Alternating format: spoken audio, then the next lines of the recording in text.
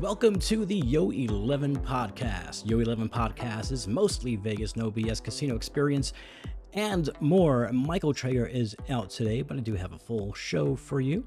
So we're going to be getting off to the things that we had scheduled anyway, which is there's a tease involving Aer Lingus, and also going to get to those O'Shea's comments, the comments that were made on the article that was posted earlier this week, asking about your memories of O'Shea's Casino, the little casino that could, over there on the Strip. But first things first, we're going to get to the news and views. The Las Vegas South Premium Outlets is planning to undergo a remodeling and add new retailers to the shopping center. The Simon Property Group announced it will launch a center refresh, expected to begin this summer, to upgrade interior flooring, paint schemes, and skylight visibility. New brands are also coming to the center, including value store Five Below, lifestyle brand RVCA, clothing designer Psycho Bunny, and surf style favorite Billabong. Marshall Retail Group will open its first outlet at the center, and Cinnabon will return as well. Footwear retailer Hey Dude and Round One Arcade opened at the outlets in April. The Las Vegas South Premium Outlets are located at Las Vegas Boulevard and Warm Springs Road. And that's going to do it for the news.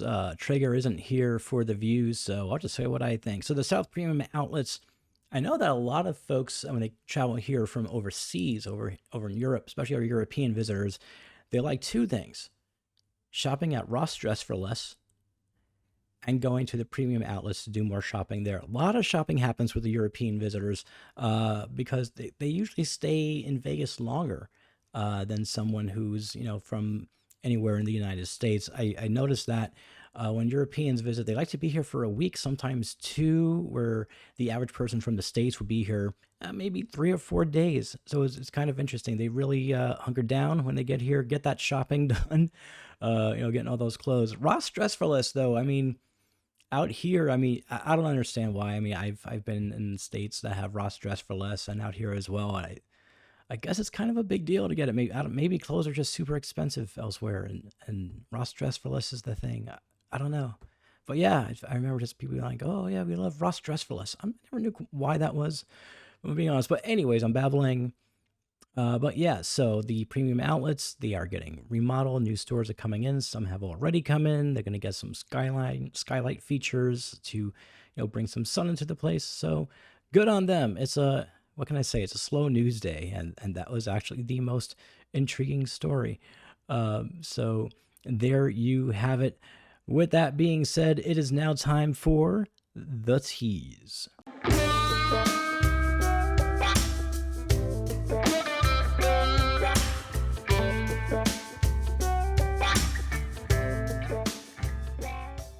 All right, so for the tease, what we have today is that Las Vegas will soon have direct flights to Dublin, Ireland.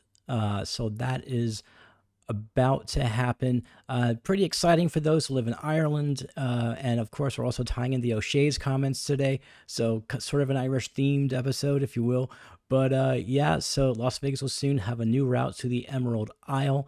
The Ireland-based carrier Aer Lingus announced it will launch a direct flight from the capital city of Dublin to Las Vegas. The service for that will begin on Friday, October 25th. It's going to operate 3 days a week through April 29th of 2025. There's a quote that said, in 2023, our city welcomed more than 52,000 visitors from Ireland, and this direct nonstop service from Dublin will undoubtedly be motivation for Irish travelers and visitors throughout Europe to discover everything Las Vegas has to offer. That was said by Steve Hill, who's the president and CEO of the Las Vegas Convention and Visitors Authority. And he said that in a statement. The flight between Las Vegas and Dublin will last about 10 hours. Aer Lingus says the route will use a wide-body Airbus A330-300, so it's a 10-hour flight coming in from Ireland, from Dublin, over here to Las Vegas. And, Yep. Happy flying, everyone. Never flew Aer Lingus before. I never really flew outside of the United States. But I'm sure if Traeger was here, he would have some comments about Aer Lingus and like bougie travel in first class or business class, or whatever the case might be. I'm almost certain that that's what he would do. So earlier this week, I published an article on TravelZork.com. If you haven't been to the website, you should go there. We talk about TravelZork.travel a lot. We mentioned it at the end of the show. However, you should also check out TravelZork.com, because when you get there, you're going to see a lot of blog articles, a lot of things of Las Vegas, a lot of things travel based. So if you haven't been there before, I would highly recommend that you go there and check it out. It's TravelZork.com. And of course, it's the same social media at TravelZork. Okay, so that being said, we're going to get to some of the comments that we have gotten, feedback about the O'Shea's article. I can tell you from what I remember about O'Shea's, when I first started coming out here to Las Vegas back in 2009, I was staying with a friend of mine at the Venetian. Now, he had all these like points and things and miles and stuff, and he basically got a comp stay at Venetian, and he was like, hey, you want to go to Vegas with me? And I was like, no, not really. And he's like, no, come on, it'll be fun, this and that. And I had my doubts about Vegas. Well, if I could, I've kicked myself in the butt ever since, because everything since then has all for me been about Las Vegas in one way or another, and now I'm living out here. So once we stayed at the Venetian, very beautiful, very opulent. I felt like it was too rich for me, and I felt like I just didn't belong there. Call it insecurity, maybe financial insecurity or class insecurity, if you will. I just didn't feel like I belonged to something as nice as the Venetian. I had a very crappy job. I was barely scratching by, and I just felt like it was a bit much. And then walking along, I happened upon O'Shea's. And besides that really horrible odor when you first walk in of stale beer and vomit, probably, once you get past that smell, past the entrance, past the tables, everything starts to get better. And it was beer pong and fortune telling and, very low budget food options. And I looked around, I saw people who wanted to be there, but for as cheap as possible. And I felt like, my people.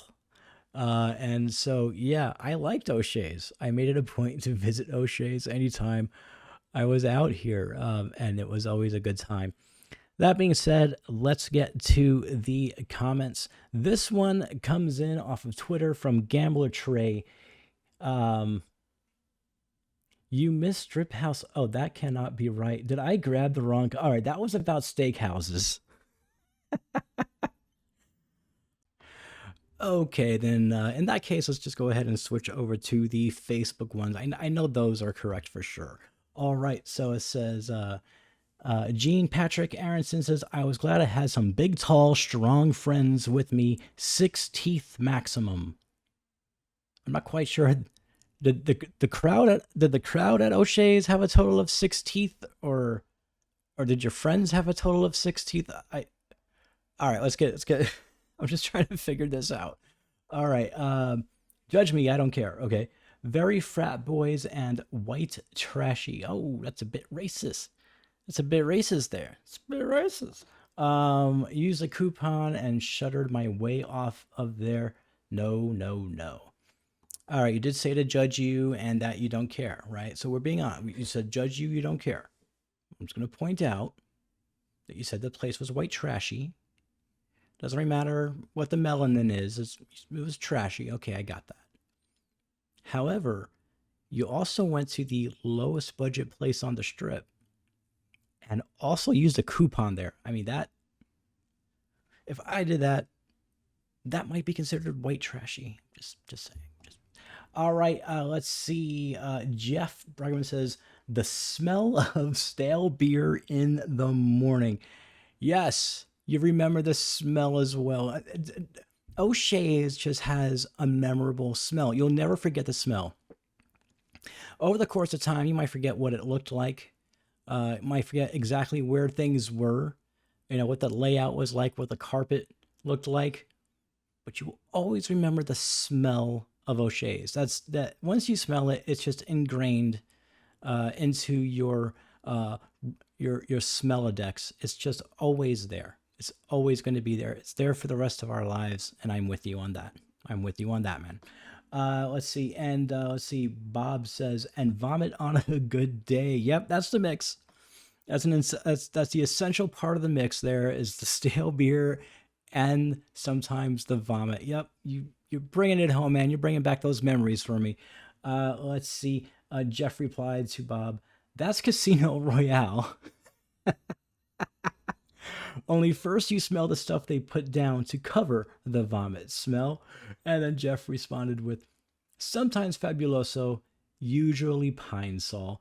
Ah, yes. Ah, yes. Well, there you go. I find that the most so far, the memories that we've gotten about O'Shea's was, one, how trashy it was, and two, the smell. That seems to be the trashiness and the smell. That's it. I think that one day there's going to be like, if Ken Burns does a documentary about O'Shea's, it's going to be O'Shea's, the trashiness and the smell, and it'll be pictures of O'Shea's in black and white, and then they slowly zoom in on parts of the pictures. You know how they, the Ken Burns documentaries. Maybe you don't. I shouldn't assume.